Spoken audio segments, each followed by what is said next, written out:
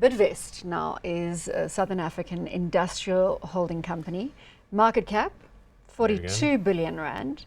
Dividend yield of 7.7 and a price to earnings ratio of 6.3. Okay, but what's happened there is that someone has taken the traditional Bidvest numbers and said, well, what happens if we sort of throw those forward? So even those are probably not accurate. You have to work out the pro forma numbers. They did give quite a lot of disclosure in the circular in terms of what was going with what, more debt going with the Bidvest business, and we've got it on a forward P of around 11 at the current rating.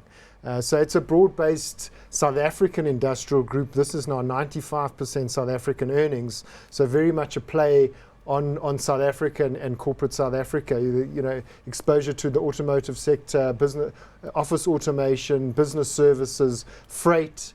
And now very important that the South African economy is firing on all cylinders for this one to do well. Absolutely. I think what people like, this is a lot more diversified across those sectors than, say, some of the other logistics companies that we're going to be talking about. So more resilient and more defensive than those others. Plus it'll have things like the Adcock Ingram stake in there, bits and pieces of like other assets that they've acquired.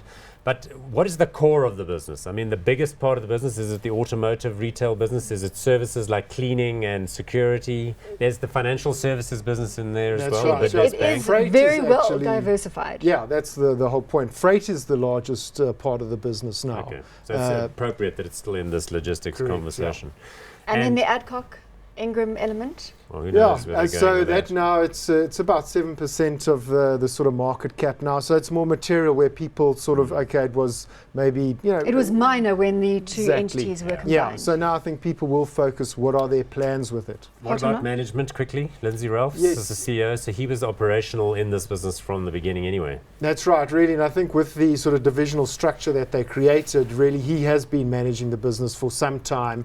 It also allows him to have his own balance sheet and focus.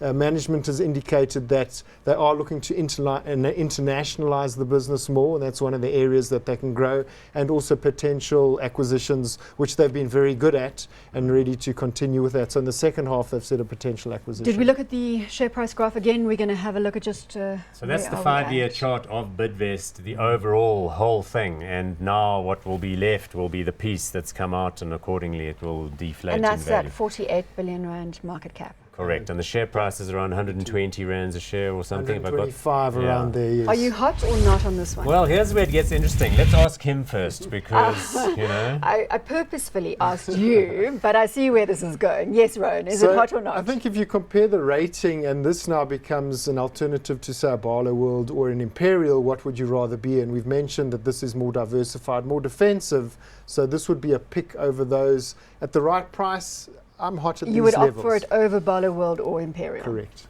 Hot or not? It's very cheap, right, that 11 PE, but my feeling anyway is that I much, much prefer the international business, and I'm going to go with not hot on this one. On this one.